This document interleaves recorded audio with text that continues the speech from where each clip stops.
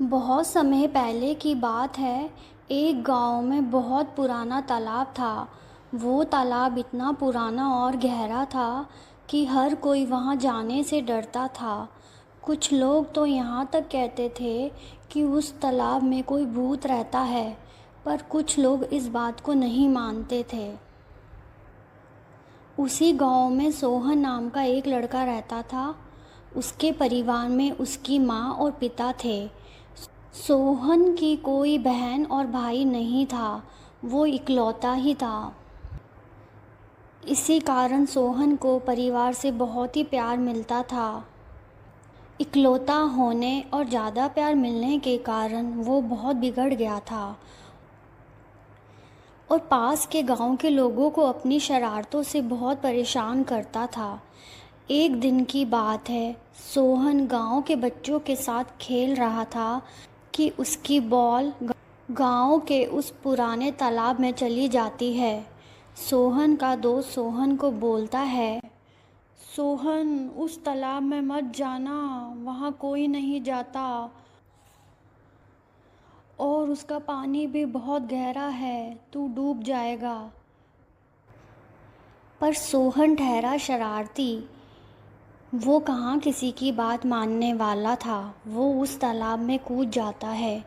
देखते ही देखते सोहन गायब हो जाता है और उसके दोस्त उसे आवाज़ देते हैं, पर सोहन की कोई आवाज़ नहीं आती। वो सब डर जाते हैं और सोहन की मम्मी को बुलाकर लाते हैं। सोहन की मम्मी आती हैं। सोहन बेटा, सोहन बेटा। उसकी मम्मी रोते हुए सोहन को आवाज़ लगाती है, पर कोई आवाज़ नहीं आती और पानी के अंदर सोहन सोचता है, बहुत भूख लगी है, काश माँ गाजर का हलवा बनाती तो मैं गाजर का हलवा खा रहा होता और यहाँ फंसा नहीं होता। सोहन ने जैसे ही गाजर का हलवा कहा, मानो जैसे कोई जादू हो गया हो।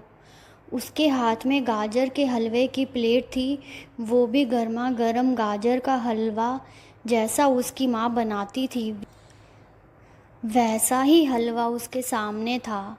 उसने गाजर का हलवा खाया और फिर सोचने लगा, काश आइसक्रीम भी मिल जाती तो मज़ा ही आ जाता।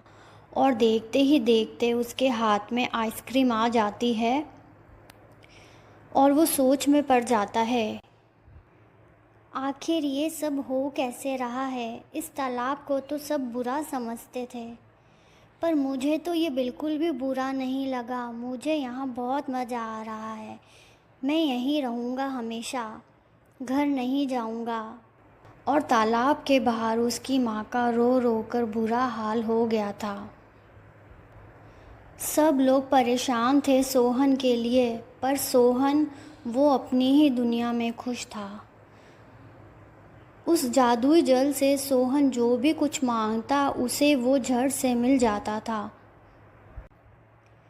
ये जादुई जल तो बहुत ही अच्छा है। माँ से कोई चीज़ मांगो तो मना कर देती थी, पर ये जादुई जल तो झट से लाकर दे देता है मुझे जो मैं मांगता हूँ।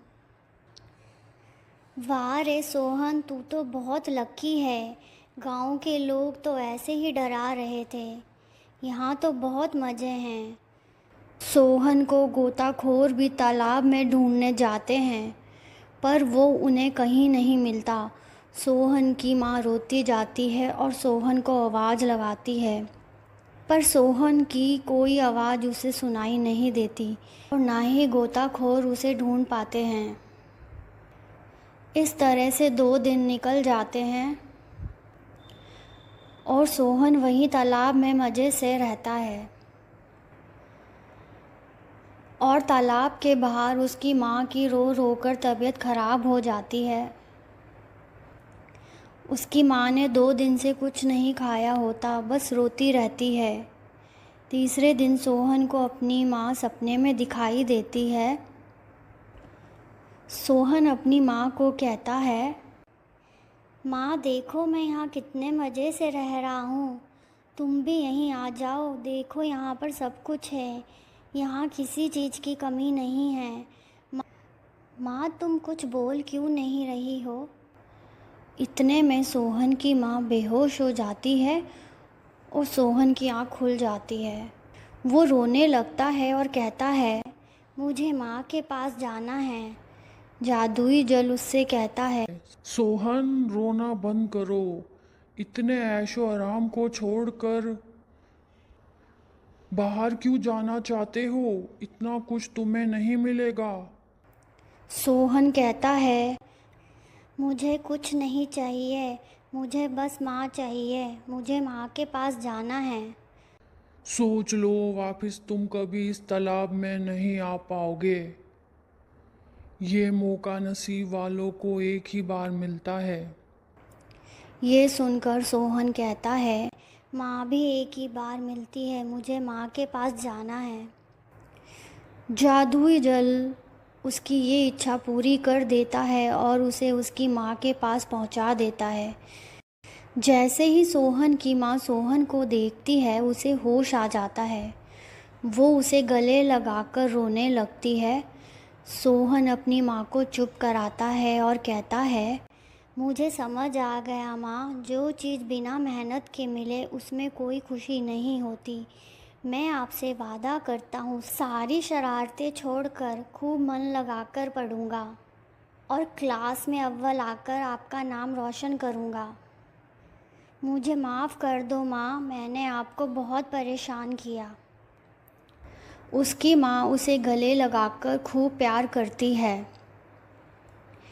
इस कहानी से हमें ये सबक मिलता है कि हमें हमेशा अपने से बड़ों का कहना मानना चाहिए और उन्हें परेशान नहीं करना चाहिए। इसी तरह की रोचक और मनोरंजक कहानियाँ देखने के लिए हमारे चैनल को सब्सक्राइब कीजिए और बेल आइकन का बटन भी दबा दीजिए ताकि आने वाली हर कहानी आप तक पहुंच सके।